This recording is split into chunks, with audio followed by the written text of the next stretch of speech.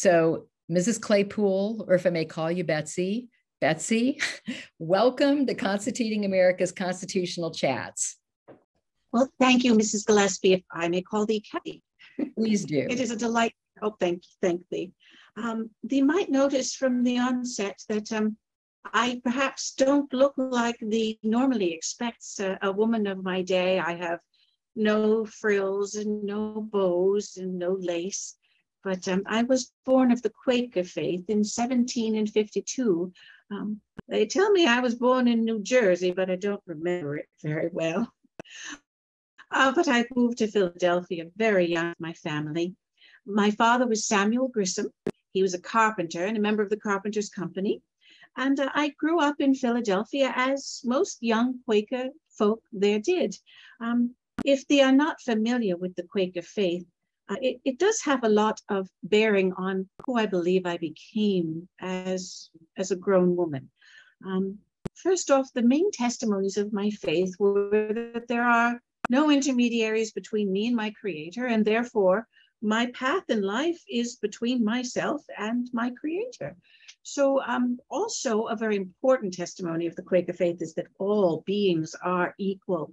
So boys as well as girls have just as much capacity and usefulness in this life, and therefore among the Quakers we were all well granted of educations. Again, when I was a little girl growing up in Philadelphia, I did not realize this, but what I have later found out is many of we call them English because, well, it's just a word to describe among the religious society of friends, those who are not friends or Quakers. So among the English communities, many young girls were not granted of an education.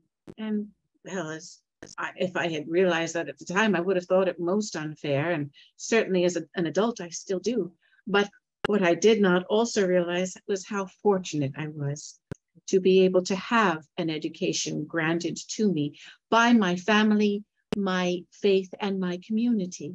So I went to school, probably began schooling at about the age of 7, and I would attend school in the Quaker schools in Philadelphia for approximately 7 years. And I learned all the things that should, of course, be learned in school, such as reading and arithmetic and writing and history. And then when I was about 21, I had the opportunity to begin my own business. I was released from my apprenticeship, and I would be, I guess, considered a journeyman or a novice upholsterer at that point. But I wasn't going to do this alone. I'd met within my apprenticeship, by the way, was to the Webster family, but I met within my apprenticeship a young fellow by the name of John Ross. And well, John Ross and I would begin our business together. As thee can see by my last name, I married John Ross. Now, granted, my family and the Quaker meeting were not happy with my marriage to John Ross because he was not also a Quaker. But I still believe that if there are no intermediaries between me and my guidance by my Creator, then the Quaker meeting should have no say in whom I should marry, should they not? Anyway, John Ross and I married. We eloped. We rode across the Delaware River in November of all times of the year to New Jersey, where we married at Hug's Tavern, and we began our trade together. Yeah. I was promptly read out of the Quaker meeting, but that didn't matter. I was very happy in my relationship and my marriage and my business with John Ross. You know, it was 1773, though, that November. And what other things were happening in our colonies in 1773? Certainly that was the year of the Tea Act and the tea actions, and the cries of taxation without representation were becoming rampant from Boston to, Georgia. So my husband and I both leaned toward the side of the patriot cause. We believed that taxation without representation was indeed unfair, that if we could at least have a representative in the British Parliament who could speak on behalf of the Americans, things would at least feel more fair between us and our government. So John Ross did indeed participate as well in the office of the Freemasons of Philadelphia, and also as a member of the Philadelphia local militias. Now, that put us firmly, I would say, on the side of the patriot cause. Our business was going along well enough, even after the Bostonians dumped tea in the harbor, after the Boston Port Act, up until the end of 1775. My husband took ill and simply passed away. I was left a young widow there at the very beginning of 1776, a year of momentous change in our country. I was a young widow and I had to keep my business going. But that was the same year of the Virginia Resolution, the adoption of the Virginia Resolution, and the signing of the Declaration of Independence on July 4th, 1776, in Congress assembled. Well, a little later that year, something happened that would change my life. I had a visit from my late husband's uncle, George Ross. George Ross, among others, was a member of the Continental Congress, and he was responsible for procuring some items for the Continental stores, the army that was fighting for our independence from Great Britain. And he said to me, "Betsy, I need thee to make me something." Now this had to be a secret business, but he showed me a picture that looked like this. Can they see it? Yes. And he says, "Betsy, I need thee to make me a flag." I said, "Oh, that's very nice, Uncle George. What is it?" He says, "Well, it's supposed to be the new flag of the new United States. We're no longer colonies of Great Britain as far as Congress is concerned." I said, "Oh, that's very nice, George. You did sign that document, didn't they?" He says, "Yes, well, this is to be the new flag, and it should be 13 stripes alternating red and white, the union of which would be a blue field with 13 stars white, representing a new constellation." And I said, "Well, very well, Uncle George. Now, when does he need this?" He says, "Well, we need it very quickly, Betsy." And I said, "Well, what does he need it for?" He says, "Well, I think the first flags we need are for ships, for the ships that we are busy. Every state was busily developing a new navy. So certainly Pennsylvania needed its own navy, and the Navy ships needed identification. The troops in the field needed identification. So these flags were the means by identifying a ship or an armed force at great distance." I said, "Well, at great distance certainly probably needs to be a very big flag, does it not, Uncle George?" He says, "Yes, Betsy, probably at least 5 feet by 7. I said, "Now I have a question for thee, Uncle George. You see these stars? Every single one in thy picture has 6 points upon it. And there's nothing wrong with a 6-pointed star, but if they are to be stars and not rowel spurs, as the heraldry would indicate here, do they need to have 6 points upon them? Can they not have 5 points or 7 points or 22 points?" And George said, "Well, I think, Betsy, that are not 5-pointed stars more difficult to cut and stitch than, say, 6? I said, "No, Uncle George." And I proceeded to show him how I can make a perfectly nice 5-pointed star with one snip of my scissors. Yeah, see there, I folded that little piece of paper, and there's my nice 5-pointed star with one snip of my shears. And I said, "See, now this, Uncle George, will help me tremendously because, well, the flag I need to make will indeed have to have stars not just on one side, but on both sides. So if I can save myself the stitching around 26 stars, points, that will be helpful. And I can save Congress money." And I guess at the time, Congress was actually interested in saving money. So Uncle George says, "Well, go to it, Betsy. Send us the bill when they're done, and of course the flag as well." And so I proceeded to make flags for Congress. I know I've prattled on for a bit, and I probably do need to engage in the questions that they have of me, because I have much more to say about this, about my life, about everything that I've engaged in. Well, thank you, Betsy. That was fascinating. I've never really known the history of how our flag came to be. And that is just so amazing to watch you build it and explain each component as we go through. But the one thing I'd like to ask you to repeat, because I really want to learn this, can you show us again how you folded that paper and made a star with one cut? I've never seen that before. What exactly do you do? Well, if they were to take the most common piece of paper size in thy time, which is 8.5 by 11, fits right in something you call a copy machine. Aye, there they are. Yes. Now, fold it in half the long way. Okay. Now, make a good crease. I'm going to ask you to fold it again this way, just to pinch the sides so that it finds the middle of each side. Excellent. And then you can unfold it again. Unfold it again. Very good. Now, take the folded pointed end from the bottom here, or you fold, exactly, and bring it diagonally across to that midway point on the side. I'll bring it a little closer here. Bring it right to that midway point. So just like that. Excellent. Make another good crease. Now it's starting to lose its rectangular square shape, is it not?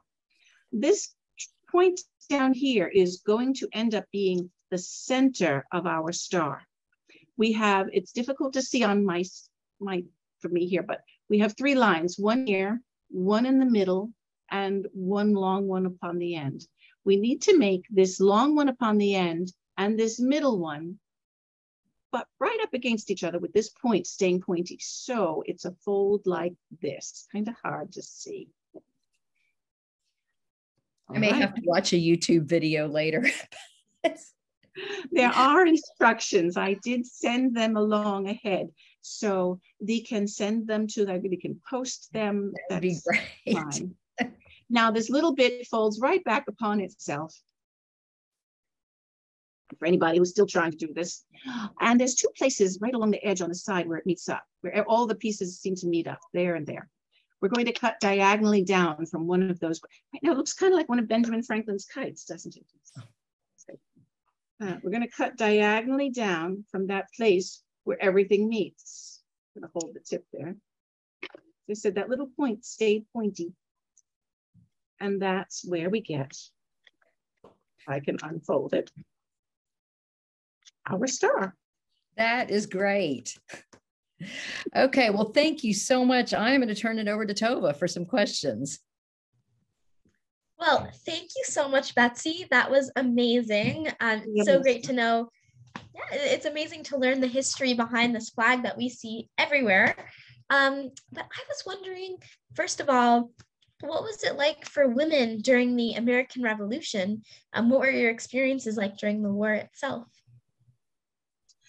Well, during the first few years of unsettlement, I was with my husband, Mr. Ross, John Ross.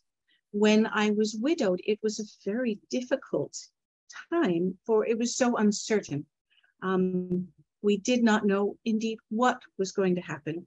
Additionally, I'm trying to maintain my own business during this time. And money was beginning to become actually quite scarce. Goods and items were becoming more expensive. The simple tools that I needed for my trade, if I could get them alone, were difficult to find and difficult to afford. So as a business person, that made things very difficult for me. As a woman, again, all we can do is maintain our homes and our properties for ourselves. But I felt very much alone. Having been read out of the Quaker meeting, that became, I think, the darkest year of my life, because I was alone and I had no children. My family still could help me and support me. Being read out a meeting by the Quakers is not like being shunned by the Amish. My family could certainly still help me. But I was a widow and with no children, and I dearly wanted a family of my own. So I did actually remarry very quickly, as many women might. Certainly women of property or women of substance might not have been so anxious to remarry because their husbands become the controllers of all of that. But I was just a middling sort of woman. I didn't have any great property. So I married again by a fellow by the name of Joseph Ashburn. Now he too supported the Patriot cause, not on land so much as on sea. He was a ship's ship's mate and a captain even at some points of ships, depending on who would hire him. And also a privateer for the American cause.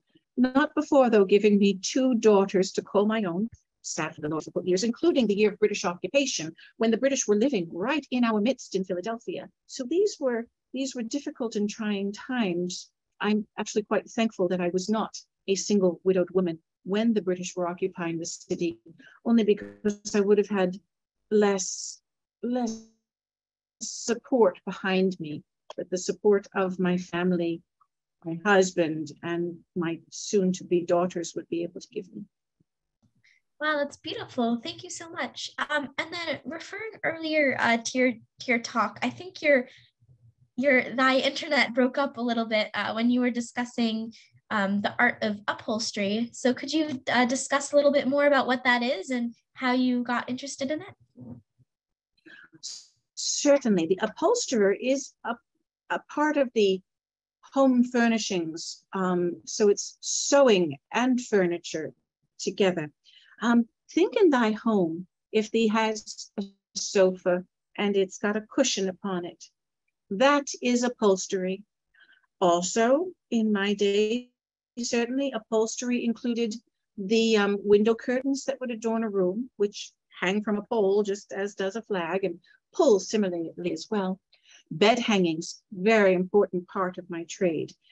Does thee have curtains around thy bed? It was very important in my day. In winter, such curtains, if they're thick and warm, would keep thee warm at night when the curtains were pulled closed.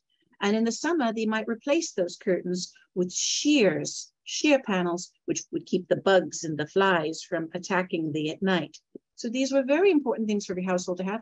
So that is what I learned to do. Other things that were involved in my business included mattresses, floor coverings, and uniforms, and anything, if one was handy with one's hands, if one could sew, or if one could do anything with one's hands, if they were a patriot woman, they put those hands to good use for the cause. That's a very long answer to that question. I appreciate that answer. So I know that nowadays, you, Betsy Ross, are very famous, very well known, very recognized for your contribution to the flag. But in your lifetime, or I guess around the time you made the flag, did you ever receive recognition and celebrity for that? Oh, good heavens. No, I never really wanted recognition or celebrity. I believe that goes to my grandson bragging about his grandmama. I would not have expected that in my lifetime. I'm just a businesswoman who's trying to maintain her home economy, doing the trade that I was trained to do. All I ever wanted from Congress was the 14 pounds, 12 shillings and 2 pence that I would get paid for the making of ship's colors in May of 1777. So that's all I ever really wanted. And how did you become a household name then? You said your grandson? Oh, this is going to happen well after my lifetime, I'm sure. Indeed, during the time of independency, when I was making these first flags that I made for the American cause, I really wouldn't have wanted anyone to know I was doing them. Philadelphia was a city quite well divided into thirds. 1/3 of the folks in the city could be said to be patriots.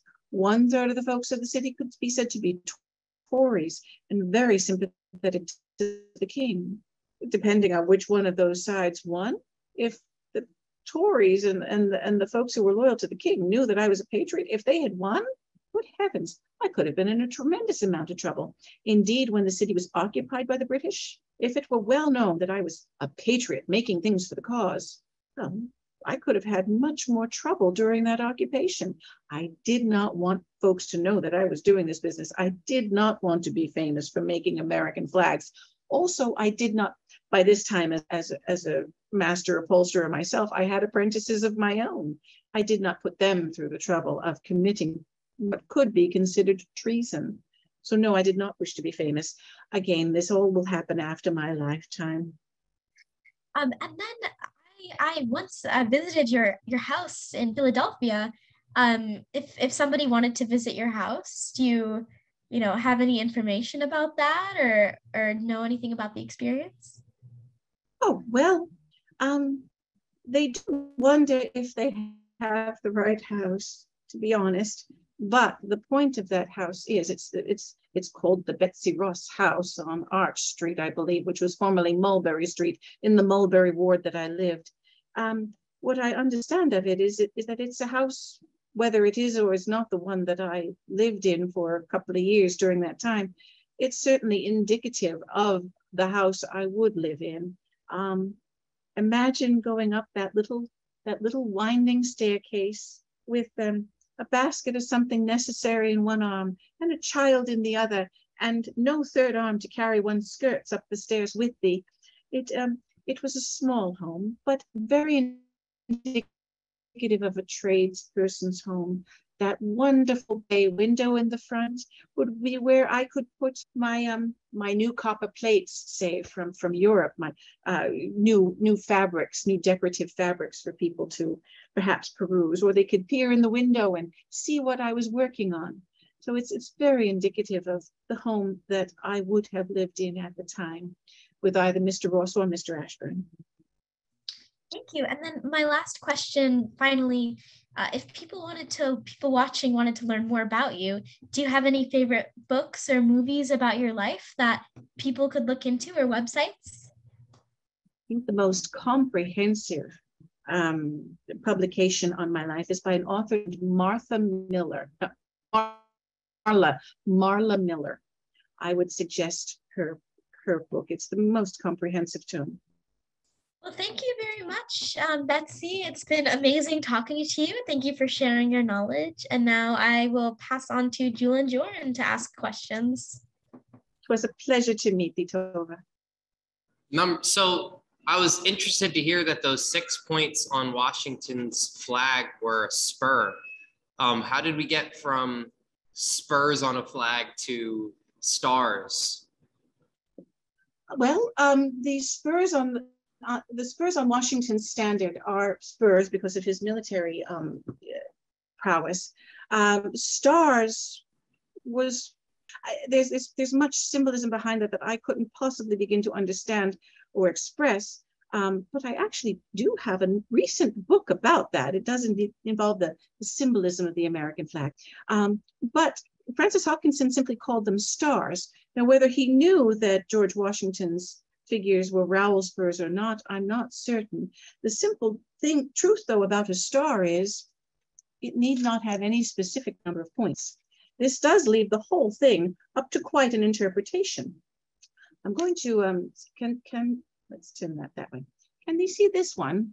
That one up close. Bring it even closer. If you count the number of points upon each star there, I'll cut to the chase. There's 7 points on each star. This famous flag is called the Bennington flag. Additionally, the blue field sits upon the 4th stripe. The stripes border white, not red. And there are the 13 stars are in an arc with 11 in an arc with 1 in each corner, and a big 76 in the middle. This is a perfectly valid flag under the flag resolution. It simply says 13 stripes alternating red and white, the union of which is a blue field with 13 white stars, representing a new constellation. Now that constellation, again, it's a place of celestial importance, I believe, that America is perhaps trying to take under Francis Hopkinson's codification. But it says not how many points need to be on them, how the stripes need to be arranged, where the canton should sit. It says nothing about that. It's not specific. So it is left up to interpretation. Wow, I did not know that. That's awesome. What interesting things do you think we may not know about the trade of Betsy Ross and her time? I know you told us many things about upholstery, but when we imagine her working, what do you think we wouldn't be imagining right? Well, one of the trades of upholstery is passementery. If he thinks of the decorative qualities in a room, think of the decorative qualities of a window drape. One will often see pretty decorative edging, braiding, or think on some of the banners and flags that they might see, and there might be a fringed edge upon it. that also is work of the upholsterer. That passementerie is something that is very delicately done. One of my sisters was learning passementerie from another upholstery shop, and she was attached to Mr. Webster's shop. So actually it was through her, I believe, that I gained the notice and the interest to do upholstery as a business. And it was that passementerie that she was doing. Another thing I would say that's that one might not necessarily think about is that one has to have a good head for numbers to do this trade, numbers and geometry. Education is very important. If one is to measure out an entire room, say for the Chu daughter getting married, and one needs to buy enough fabric for the wallpaper, for the bed hangings, for the sofa cushions, one needs to do a lot of arithmetic. Now, the last thing I would say that the woman upholsterer, I find interesting. When I married John Claypool, under the English laws and, well, now American laws that I was living, my business became his business. All the legislation that is involved with the taxing of the Ross Claypool upholstery shop was in John Claypool's name, not mine. Why? Because I was a woman. So that's something interesting to think about, not only the upholstery trade, but trades run and managed by women. My third husband, John Claypool, had nothing to do with upholstery. He didn't grow up as an upholsterer. He was a tanner by trade. He was very good with numbers and accounting, but he was not the upholsterer. I was. Oh, well. Final question before Jorn's. Were the promissory notes paid through the revolution? I could not say exactly when they were paid, but things were eventually paid by the Congress. Certainly, after the war, the government began to ask wealthier citizens for more contribution, and there were folks like Mr. Morris, who was a great financier of the American Revolution. Indeed, I think he ended up losing most of his personal wealth to the cause of independence, and a lot of that wealth was spent simply in outfitting the army. So he put his personal fortune behind independence. It is said actually that it was Mr. Morris, George Washington, and George Ross that came to visit me. I cannot remember that far back for certain. I remember I was born in 1752. So I don't know if maybe I missed it or not. I just wanted to know, honestly, a little more about the stripes and how that really came to be. Yeah. The stripes are a very old symbol, certainly. Stripes also go way back in heraldry. It's just a means of getting color together. However, the British East India Company, in some form or another, had been using stripes for, well, almost as long as there was a British company, for almost as long as the Union Jack had been in place. They'd been using stripes to indicate their mercantile vessels, red and white stripes. The earliest flags were red and white stripes with, let's find, where did that go? Heavens, how could I lose something so quickly? Basically a white field with George's cross in it. That is the earliest version of the British East India Company flag that I know of. So those red and white stripes had been quite already a symbol of colonialism and of almost an independence of the British Crown. The British East India Company, although it does say it's British, did operate quite separately sometimes from the Crown. Indeed, they had their own army. The taxes that were raised and levied from the Tea Act were actually oftentimes just sent straight to or bolstered the coffers of the British East India Company so that they would have finances available for their work in the more farthern reaches of the British realm.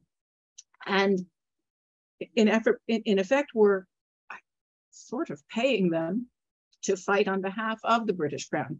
So it was a remuneration to the British East India Company, granting them favorable status under these trade laws that the Parliament was supposed to be responsible for, gave the British East India Company a bolster in its financial abilities to help support the British Crown's in its military efforts. It's quite a labored story there. But getting back to red and white stripes, we had been using them here in America as early as 1765 with the Stamp Act and the Stamp Act protests. A banner that looked something like this was unfurled from the Liberty Tree in Boston, a very truncated red and white striped banner in protest of the British Parliament's seemingly arbitrary taxes without representation by Americans in that body. So the red and white stripe had really been considered by many Americans to be a symbol of rebellion to the British Crown already. And so it was very natural to use them there. As I said, though, the two flags were terribly confusing. The British East India Company flag actually sat upon the red stripe and had the King's colors within its, so it looked so similar, really very, very similar to our Grand Union flag. Thank you very much. I think it's time we get to some audience questions. I definitely could sit here picking your brain forever. Well, thank you, Jewel and Jorn. And Betsy, thank you. This has been such a fascinating program and so great for Flag Day. I just can't think of a better way to celebrate Flag Day than with you here with us today. Now, John Chambers in our audience writes, and you've stated this already, but just to reiterate that Betsy was a free Quaker, a Quaker read out of the society because she supported the war for independence. Also read out because she attended Christ Church with her husband.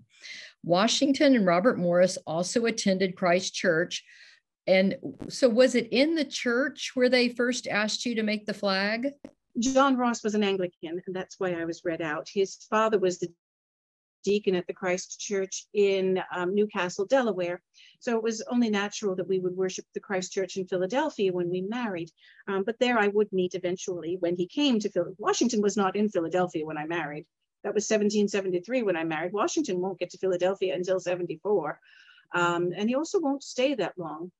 Our pews were nearby, but Washington had a much better pew. If he ever sees my pew in the Christ Church, there's a big post between my pew and the altar, so I can barely see a thing, got to peer around. But the Washingtons were pretty nearby.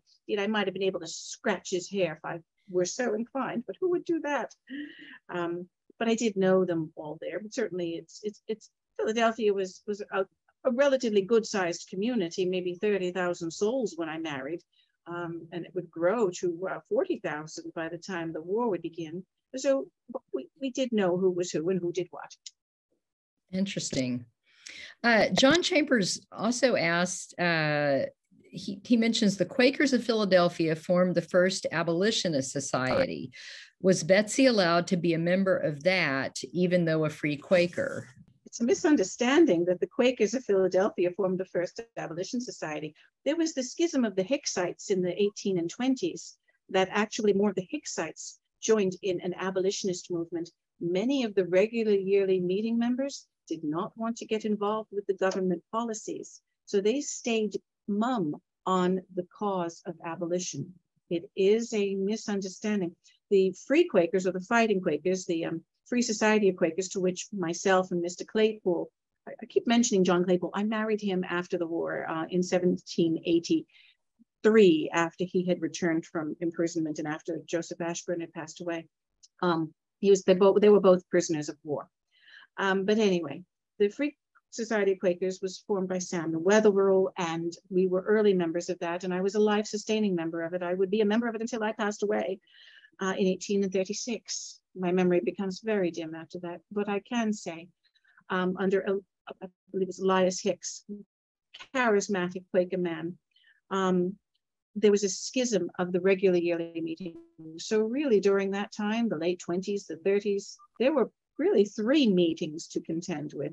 There were the Hicksites, who were not welcomed by the traditional yearly meeting, and there were the Free Quakers. I would say the Free Quakers and the Hicksites would probably more align in their determination to abolitionist causes. Well, thank you for that. Now, Lizette Flores asked, did you have a deadline for finishing the flag? Not really, other than that I certainly wanted to get it done and get paid. As soon as possible really would be the deadline. Now, the trouble with this too, though, was that, again, remember I mentioned my lovely workshop with the big bay window. My working hours had to be spent in the public view, so to speak. If I were hiding in the back making American flags during my work days, folks might have wondered what I was doing. And also my apprentices would have been left up there to their own devices. And I wouldn't have been being a good mistress of my apprentices had I done that. So pretty much I needed to make this in secret in the private hours of my day and in the private sections of the house, which meant after business hours were closed. Probably would take about 2 weeks under those circumstances to make a 5 foot by 7 foot flag. Very interesting. I never thought about that, how you would have to do that in secret. Now, Eric Braverman asks, is it factual about the 6-pointed stars? And he says the Hopkinson Flag and John Austin Stevens had 13 6-pointed stars. Francis Hopkinson, I do believe, is always giving deference to General Washington. Francis Hopkinson was a poet and an organist and a wonderful man. He was also a songwriter. Some of his songs are adulating General George Washington. I do believe in this. If I were to be asked by Francis Hopkinson to make a flag, it would always have to have 6 points in emulation of General Washington's battle standard. I can also, going to hurt your mind a little bit, I can make a perfectly nice 6-pointed star with 1 snip of my shears as well. It's just a matter of how he folds the paper or the cloth, how many times and where one cuts it. It flopped onto the table, but it's a perfectly well 6-pointed star. Right. Hopkinson, I believe, is in deference to General Washington. Another little tidbit of information, if I may use that word. General Washington's coat of arms, his family coat of arms from Salgrave Manor in England, if he traces back his lineage to a coat of arms, quite important there, it has 5-pointed stars upon it. He's got 3 mullets on his coat of arms. I've never been there because I've never been further south than Gloucester, New Jersey. But if they would go visit his home at Mount Vernon, they would see his family coat of arms on the posts there, in carved into the posts. And it actually, I believe it has a striped shield with 3 5-pointed mullets. These are specifically mullets in heraldry, delineating maybe a 5th son who doesn't stand to inherit much. Additionally, Washington was a Mason, as were all 3 of my husbands, Masons. And the pentagram in Masonry is also very important, the 5-pointed star. So there are many reasons why the 5-pointed star would not be unwelcome on a flag. For me, though, really, it's a cost and time-saving measure. Very interesting. And now we have time, I think, for just one more question. Linda Moak asks, she says the audio was a little spotty, so she was wondering if you could repeat why the stars were configured in a circle. Oh, well, I never did discuss why the stars are configured in a circle. But here's a nice flag with them configured in a circle. Here we go. You like that one? The first time we actually see the stars in a circle is on a simple blue banner in the background of a Charles Wilson Peale painting of George Washington at the Battle of Princeton. The flag resolution is not specific. Indeed, this 32323 is probably the most popular during my early days. This configuration of stars in a star is very nice. If they wanted the stars in the shape of a tree, they could put them, if they were a pig farmer, they wanted the stars in the shape of a pig. We'll do that for thee, as long as it fits all of the requirements of the flag resolution. I don't know what the first flag, the Fort Schuyler, the siege of Fort Schuyler in New York. It was shortly after the flag resolution. And these folks up in New York were besieged by the British in a fort. And all they had was the text of the flag resolution and material. The soldiers donated their white shirts for the stripes. The officers' wives donated their red petticoats for the stripes. And the officer, the commander of the fort, donated his blue coat for the blue field. And they cobbled together a flag based on their interpretation of the flag resolution. And it flew over that fort. That fort was besieged for over 20 days. And ultimately it prevailed. Wow. That is an incredible story. Well, Betsy, I think that you're frozen, but our time is coming to an end. And we just want to thank you so much for being with us today. It was fascinating. We learned so much that we did not know about the history of the flag and your personal history. So we thank you, and we encourage all of our audience to look up, Google the American Historical Theater and check out the website. I believe it's Aubrey. What is there? It's www.aht.org.